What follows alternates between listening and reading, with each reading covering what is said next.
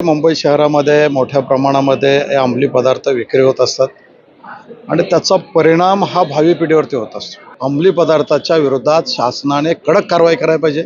शिवसेनेचे आमदार दिलीप मामा लांडे आपल्यासोबत आहेत। मामा, आज चांदिवलीतल्या ड्रग्सचा विषय तुम्ही विधानसभेत मांडलेला आहे, नेमका प्रकार काय आहे आणि सरकारकडून कारवाईचं काय आश्वासन मिळालं? फक्त चांदिवलीतच नाहीये, मुंबई शहरामध्ये मोठ्या प्रमाणामध्ये अंमली पदार्थ विक्री होत असतात आणि त्याचा परिणाम हा भावी पिढीवरती होत असतो आणि म्हणून देशाची भावी पिढी खराब होऊ नये, या मुंबई शहराची भावी पिढी खराब होऊ नये या दृष्टिकोनातून गेले 4 वर्षापासून हा प्रश्न मी सभागृहासमोर ठेवत आहे आणि त्याच माध्यमातून आज लक्षवेधी ठेवली होती।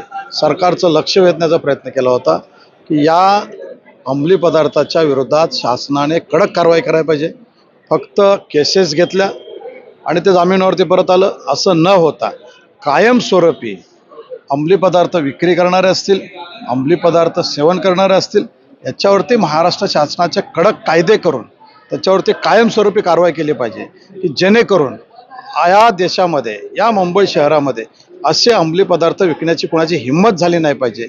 अशा पद्धतीने कायदे करणं गरजेचं आहे आणि त्याच दृष्टिकोनातून माझ्या चांदिवलीमधील ज्या ठिकाणी अंमली पदार्थ विक्री असेल, मटका असेल, दारू विक्री असेल, असे जुगाराचे अड्डे आहेत, ऑनलाईन लॉटरी आहेत, या संदर्भात शासनाचं लक्ष वेधण्यासाठी सूचना मांडलेली होती आणि त्या माध्यमातून माझ्या विभागात भावी पिढी हे जे अंमली पदार्थ सेवन करतायत, मोठ्या प्रमाणामध्ये अंमली पदार्थ विक्री करणारे लोक आहेत, यांच्यावरती कारवाई करण्यासाठी शासनाचं लक्ष वेधण्यासाठी त्या ठिकाणी हा प्रश्न।